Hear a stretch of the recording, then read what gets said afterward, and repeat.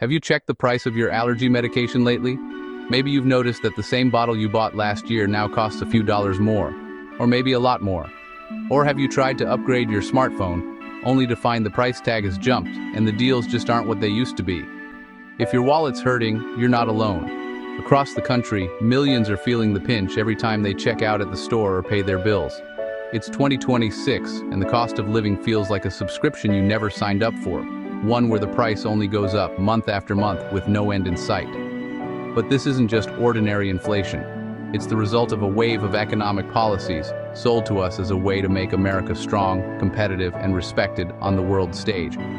But what's the real price of all this so-called winning, and who's actually footing the bill? The answer is simple. It's you, it's me, and it's anyone who isn't sitting on a gold-plated toilet or cashing in on Wall Street. America tried to flex its economic muscles, expecting the rest of the world to fall in line and play by our rules. Instead, we're facing higher prices, fraying alliances, and a shrinking influence on the global stage. Our trading partners pushed back, and the world became a lot less predictable. Throwing economic grenades has sent shrapnel back into our own economy, inflating prices on everything from car parts to children's toys, and making everyday essentials harder to afford. We were promised strength, prosperity, and respect. We were told America would win again, and that everyone else would pay the price.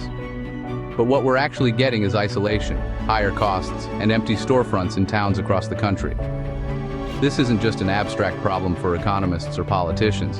It's about whether you can afford your medicine this month, whether farmers can keep their land and stay in business, or if they'll be forced to sell out after generations of hard work, and whether our communities are prepared for the next crisis, whether it's a natural disaster or an economic shock. So let's wade into the murky world of Trump's 2026 trade policies, because understanding how we got here is the only way to figure out where we're going and what it will really cost us in the end. At the heart of this chaos is the idea of America first. On the surface, it sounds like a rallying cry for national pride and strength. Who wouldn't want their country to come first, right? But beneath the surface, it's a lot more complicated than a catchy slogan. America first isn't just a phrase. It's a worldview that sees international relations as a zero-sum game. In this mindset, if someone else wins, America must be losing. There's little room for cooperation or shared success. Instead of building partnerships, this approach focuses on creating winners and losers. The main weapon of choice? Tariffs. Taxes slapped on imports, used not as a scalpel, but as a sledgehammer to force other countries' hands. The administration hasn't just targeted traditional rivals like Russia and China. Even close partners like India and the European Union have found themselves in the crosshairs, as if America is so essential that no one can afford to walk away. The logic is simple. If we don't like what another country does, we slap a tariff on their goods, expecting them to back down and give in to our demands. It's a strategy built on confrontation, not compromise. But the world isn't that simple.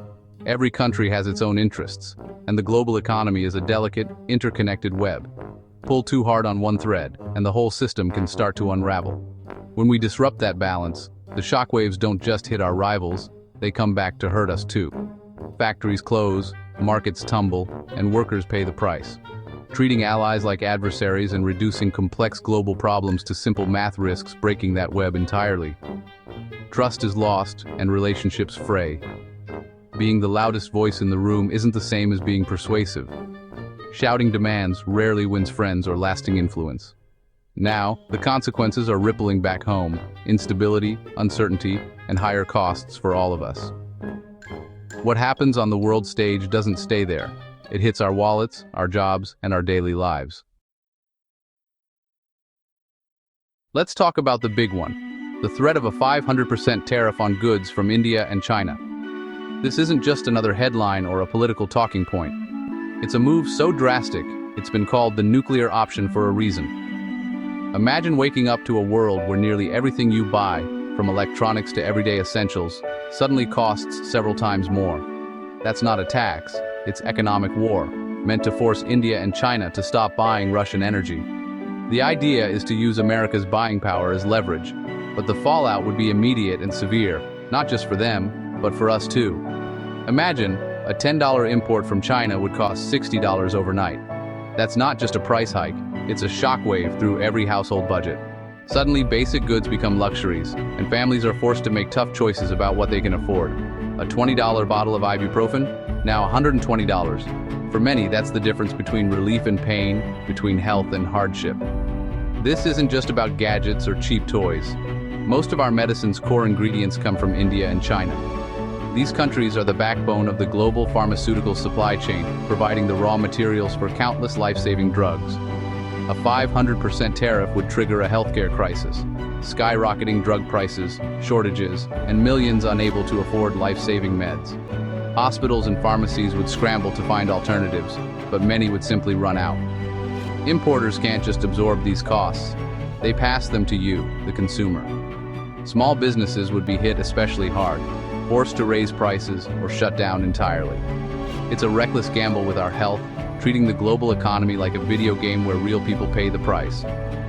The stakes aren't just numbers on a screen, they're jobs, livelihoods, and well-being.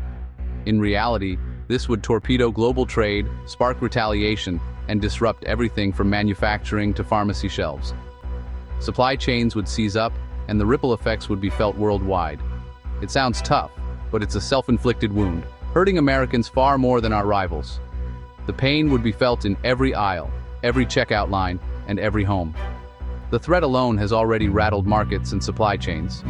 Investors are nervous, companies are rethinking their strategies, and uncertainty is spreading.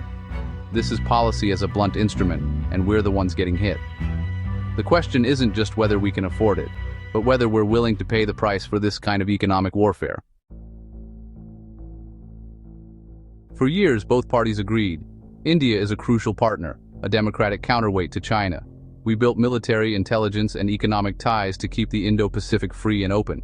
Now, threatening India with massive tariffs over its ties to Russia is like setting that partnership on fire. India relies on Russia for military hardware and affordable energy. Forcing them to choose between us and Moscow ignores their own security needs. Push too hard, and we risk alienating India, driving them closer to Russia or even China. That would undermine our efforts to balance China's power and weaken our position in Asia. The Quad Alliance, US, Japan, Australia, India, would be at risk, and our influence would wane. All to win a short-term fight over Russian oil, we'd sacrifice long-term strategy. It's the classic mistake, winning the battle, losing the war. Check your medicine cabinet. That generic painkiller or blood pressure pill? Its ingredients likely come from China or India. Outsourcing drug ingredients kept costs down, but made us vulnerable. Now, trade threats and tariffs put our access to essential medicines at risk. If imports become too expensive or are restricted, US manufacturers can't make the drugs we need. We saw a preview during COVID. Supply chains seized up, and shortages hit hard. Tariffs mean higher prices for you, and life-saving drugs could become unaffordable. For millions with chronic conditions, this isn't an inconvenience, it's life or death. Rebuilding domestic production would take years and billions of dollars. In the meantime, a trade war could leave pharmacy shelves bare. Using supply chains as a weapon is backfiring, hurting us most. Beyond the 500% threat, the ongoing trade war with China has quietly raised prices on hundreds of billions in goods since 2018. The promised tariffs would punish China and bring manufacturing home. The reality: American importers pay the tariffs, and you pay higher prices at the store. Tariffs on furniture, electronics, clothing, and more are baked into every price tag. Studies show nearly all the cost is passed to consumers and businesses. It's a slow, grinding tax on families, less money for groceries, gas, or savings. The manufacturing renaissance never materialized. Companies just moved to other low-cost countries. We've made life more expensive for Americans, with little to show for it. Painful policy, little gain, a costly failure for the people it was meant to help. Trade wars cut both ways. China hit back, targeting American agriculture. Soybeans, pork, corn, wheat.